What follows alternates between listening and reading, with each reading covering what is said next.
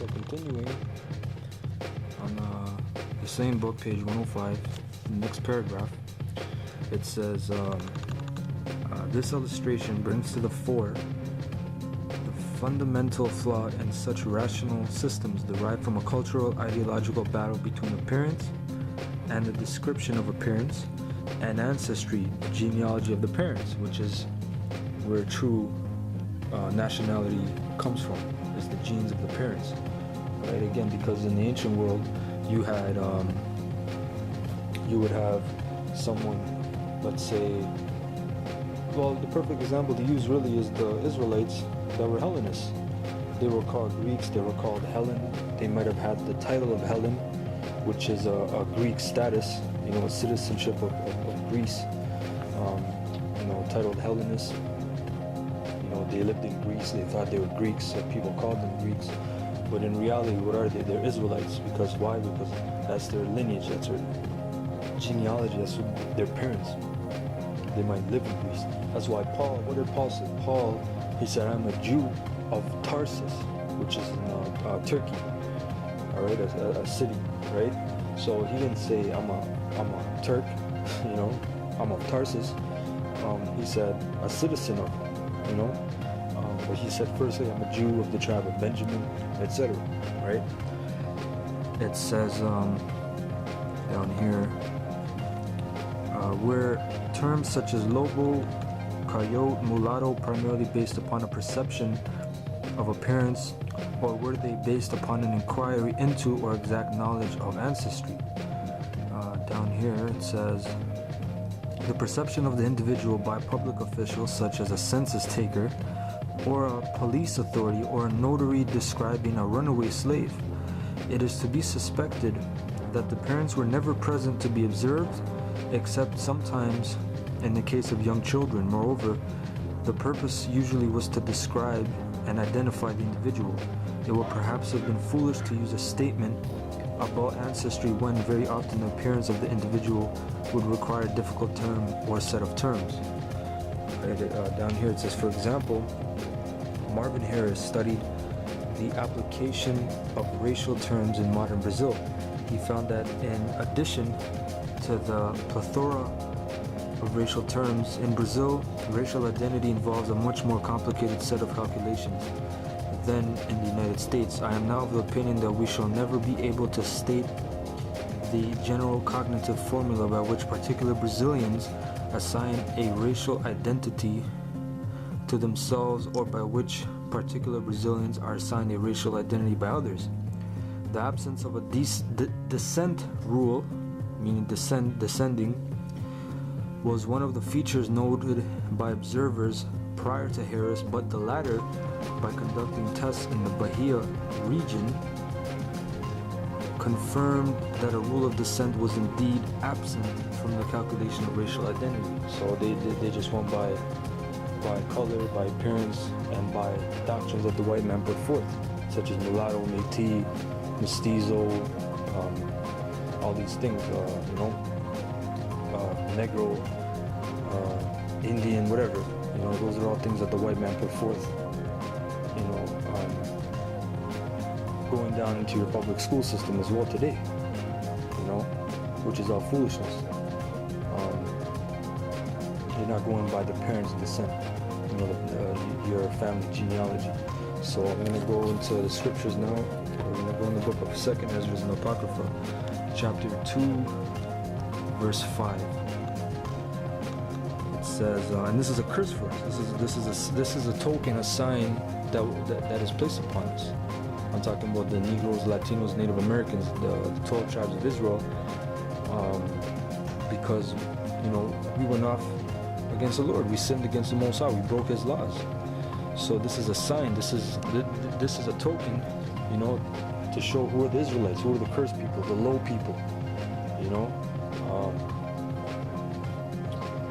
to where, you know, majority of other people, they have their nationality, they have their culture, you know. The white man put a veil over everyone, you know, to where they don't know, okay, Elam is Elam, Moab doesn't know they're Moab, you know, but they don't have such titles like, oh, that's a nigger, that's a spick, That's a wetback. That's an Indian. That's a, you're an Indian giver, or bywords, jokes, puns, what do you call 10 Mexicans standing in front of Home Depot, certain stereotypes and things of that nature, So this is 2 and 5. It says, "As for me, O Father, I call upon thee for a witness over the mother of these children, which would not keep my covenant, that thou bring them to confusion, and their mother to a spoil, that there may be no offspring of them." So we are brought to confusion. Blake Griffin's son, that's confusion. He has leprosy of the scalp too, and of the skin, But guess what? He's an Israelite. He's a straight up Levite. But that's confusion. That's the curse that was brought upon us. Verse 7. "Let them be scattered abroad among the heathen. Let their names be put out of the earth, for they have despised my covenant." And we were scattered abroad, among the nations. And confusion was brought about because we slept with those other nations. And the offspring of, the offspring would be confusion. Alright, so this is continuing the final part of the lesson.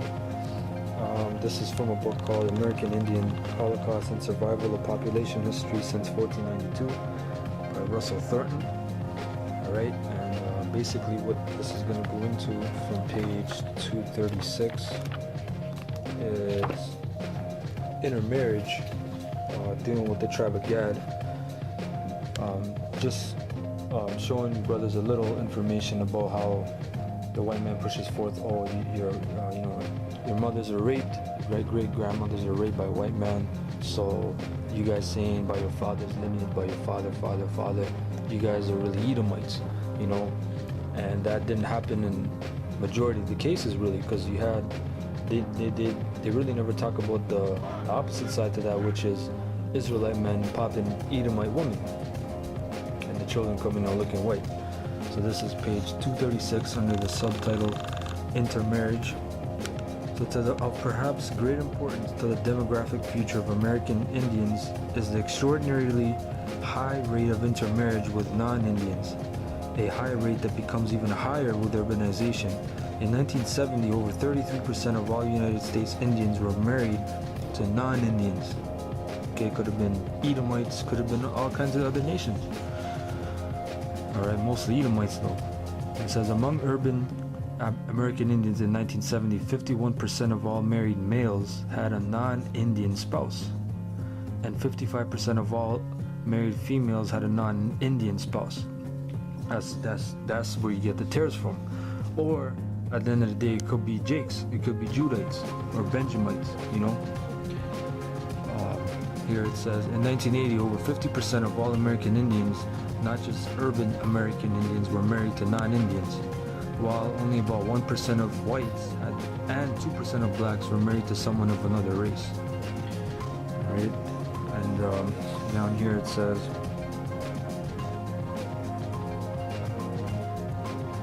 It says 130,256 Indian individuals were married to either whites, blacks, Filipinos, Japanese, or Chinese, and 8,450 Indians were married to individuals of other races. Alright? So, that's just a little information, right, going into how they intermarried. And obviously the offspring that comes out, they're not going to look like most part Native Americans. They're going to look like maybe the other nations that their mom is, right? So this is again from Africans, Native Americans by Jack D. Forbes, page 89. Okay, so it says here, Virginia tax rolls and census records from the 1780s to 1850 have numerous examples of people of Indian tribal identity being classified as free people of color or as mulattoes. In fact, the practice was almost universal. Nonetheless, some were also classified as free Negro or as black. in various records. In certain counties, such as Southampton in 1830, and in parts of Delaware, virtually all free non-whites were categorized as free Negro, although enumerated under the Free People of Color column. These lists included people of the Nanticoke and other tribal groups. In the 1860s, all persons of African ancestry who had been slaves were granted by treaty citizenship in the 5 civilized tribes of Indian Territory. The general trend, however, was to enroll the more visibly part African persons as freedmen citizens and to restrict their tribal status. That's just going into basically how a lot of tribes, they intermarried with Judah, and they would put him in the tribe, and the offspring would look very, very dark, woolly hair, etc. Because the Moors try to say that the Indians the so-called Indians here were actually Negroes and this and that. That's going on because at the end of the day, when you look at old pictures from the 1800s, they're dark. I'm not disagreeing with that fact that the Gadites were dark as hell, man. But don't try to say that the Gadites and the Negroes are like two different people, and that the Indians with the woolly hair are different from the Indians with the straight hair, and that the Indians with the straight hair and the slanty eyes, they're Mongolians. That's what they're really trying to say. They're Moors. At the end of the day, we know that the Moors came here and intermarried and were part of the empires, but they're not the original. The originals that came here were the 10 tribes from Assyria.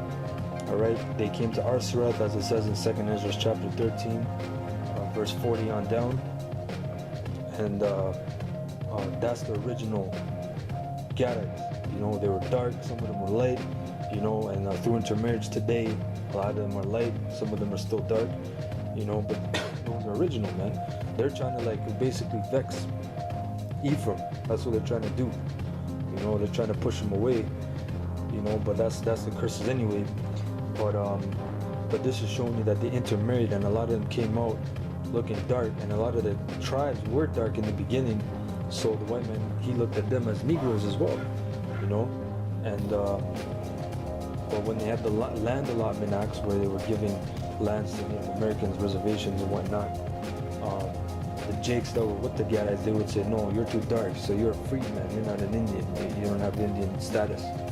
That's what they would do. But then at the end of the day, they would have Edomites straight up Esau, get status, and now they live on the reservation. They got a ranch, they got a farm, whatever, and they have full status cards, man, tax exempt and everything, But they're straight up Edomites. That's where the term the $5 Indian came from. They would pay the census guy, $5 to put his name on the list, for the land allotment. And he would say, no, you're not Indian. He said, well, here's $5. And that's where that term $5 Indian came from, but this is just a little information about that. It says, when lands were allotted in the 1880s to the early 1900s, most such persons were not allowed to assert American ancestry and were therefore denied future rights as Indians. Right? It says in North Carolina, many of the lumpy Indian identity were categorized at times as Negroes. In 1837, Charles Oxendine of Robeson County was punished as a free Negro. In 1842, one of the Brave Boy family was called a Negro, while in 1857, a Chavers was charged as a free person of color with carrying a shotgun. He was not convicted because the act specified free Negroes, and he was charged as a free colored.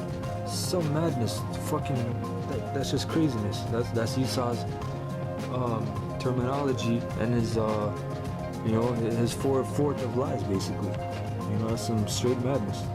The court stated that free persons of color may be persons colored by Indian blood. The indictment could not be sustained.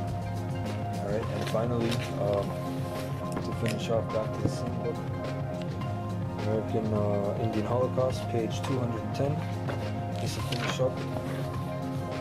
Alright, so it says a note on